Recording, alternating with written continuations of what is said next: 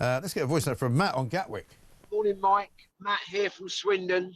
Well, I've heard it all now. Apparently, the Labour government are going to add holiday destinations. That tantamounts to what they're going to do for us, the British people. I was under the belief they were there to make our lives better, cut our taxes, just give us a better life, full stop. But no, we're going to get more holiday destinations. She sounds so enthused about it as well. I give up. Have a lovely day.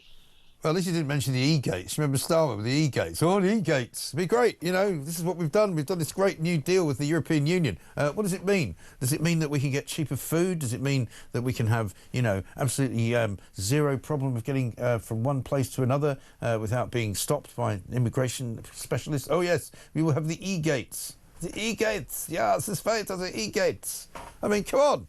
How about this? This is when Starmer announced an historic deal to protect all the jobs at Jaguar Land Rover. This was in June. Check this out.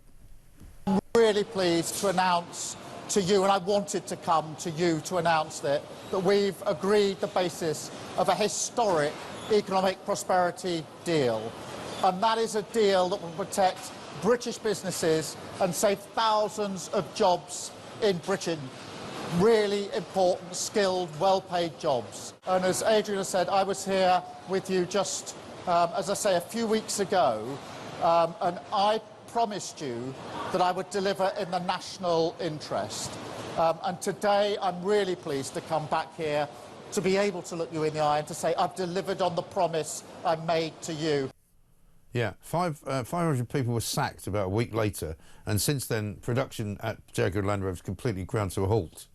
They're not actually making anything at all. No cars, 500 fewer people.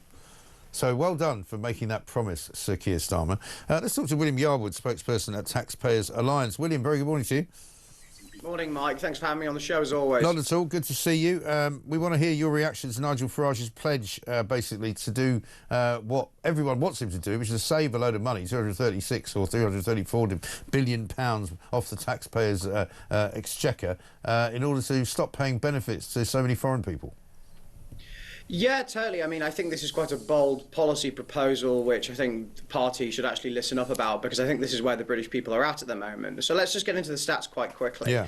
Regarding universal credit, the number of foreign nationals on universal credit is estimated to be about 1.3 million people, right? Yeah. That's not a small amount of people at all. Right. And that's actually increased by 40% just over the last 3 years. And if you look at the overall cost of it, not just with universal credit, but with other benefits as well, if there is a foreign-born national inside just one household, that's costing taxpayers upwards of £1 billion a month, which is like £12 billion a year, which is more than enough to take a penny off income tax, or even scrap inheritance tax in its entirety, meaning that small businesses and family farms won't have to be going out of business. So I think that, you know, actually this is a relatively bold proposal, but the question is, Mike, whether they have the will and the knowledge of how to actually implement it. Well, that's the problem, isn't it? Because an awful lot of the time we get told by HMRC and others in civil service jobs that, you know, oh, we can't really change anything because it costs too much money to change the system. You know, the administration costs alone mean that it's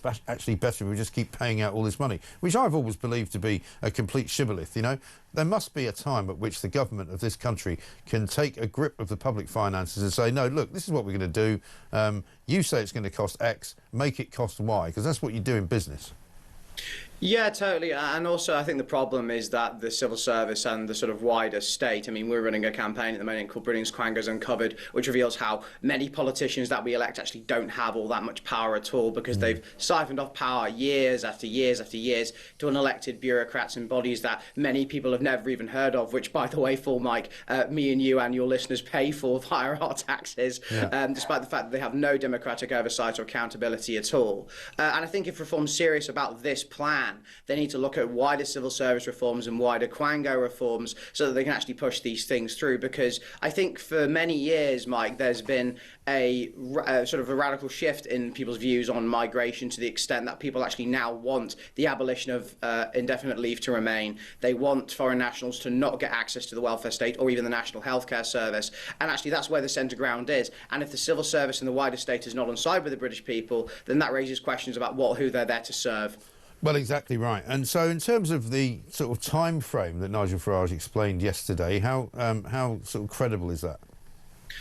Well, I think the time frame is still a little bit loose. I mean, the 234 billion figure has actually been disputed slightly by the very people who actually came up with the figure in the first place and said that actually it needs to be revised. But putting that to one side for the moment, I think that if this is over the course of maybe a parliament or even two parliaments, I think that could be a realistic plan. I don't think we should get too excited with the idea that in 1 year, suddenly the government will be able to save 234 billion, because I think that is slightly for the birds. But nevertheless, there are great costs that can be made here, especially on the welfare front, and also in regards to low-skilled migrants, Mike, because low-skilled migrants, say if you're a low-skilled migrant coming in at the age of 25 and you stay until pension age, you're costing taxpayers around £150,000 a year, and actually this goes up to around 1 million if you live until 90. So low-skilled migration has, not just unemployment, but low-skilled migration is costing taxpayers quite a lot of money every single year, and I think, quite frankly, the British people have had enough of it, and they're right to do so. Yeah, and the other thing that Nigel Farage is very sort of, cognizant of and very good at is influencing other parties like the government, because he's already made the Labour government move on immigration status, on immigration numbers, on immigration policy. So will this have that same effect, do you think, on Keir Starmer? He'll have to find different ways of saving money. If he doesn't like these, he's still going to have to find ways to match the savings. Yeah, well, let's see if that actually happens. I mean, Keir Starmer attempted to save some money with welfare cuts just a few months ago, and we saw what an absolute mess that was because various of his backbenchers refused to toe the party line.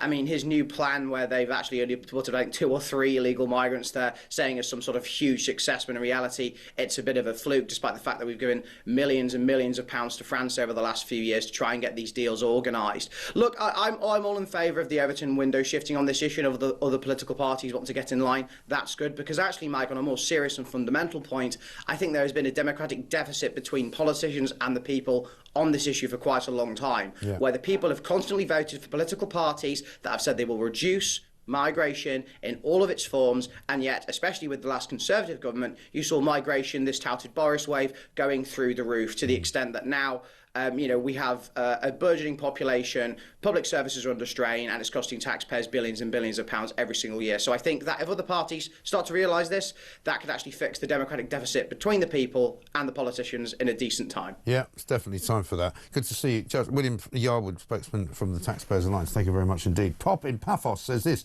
here in Cyprus, we used to have mega water shortages until they built desalination plants in the sea. I wonder where you could find that much water near an island like Great Britain. Well, I've been promoting desalination plants for years. People used to laugh at me and go, "Oh yeah, that's a really clever idea. Or you're going to use salt water to water the ground." No, a desalination plant takes the salt out of it, you monkeys. How about Justin on queuing at the bar?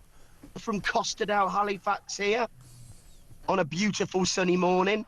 On the queuing in bars and boozers thing, the problem that you've got is back in the day, before they started turning them all into swanky drinking outlets, you used to have a big long bar, and you used to have 3 or 4 staff on, or 2 or 3 staff. But now they're tiny little bars, so if you start queuing, you're going to be queuing out the door. I've seen it implemented around here, I'd say for the last 12 months, maybe more, in West Yorkshire. It is a bit silly. I do understand it when a bar is really small and you just do that anyway, just purely common sense. But yeah, I've noticed the queues that can go back, and it's just ridiculous. It defeats the object, really, of having more than 1 or 2 bar staff on. Anyway, listen, top show, buddy. You get me through the week in these very, very dire, dull times, but really appreciate it. Speak to you soon. Justin, thank you very much indeed. Yeah, just don't queue at the bar. Just don't. Just go at the front of the queue and get yourself served. Now it's autumn, says JL. The NHS will be telling us how they won't be able to cope with winter. Of course they won't. Yeah, any day now will it be, we're getting in winter crisis mode because we'll be getting into October. Of course, it's a winter crisis.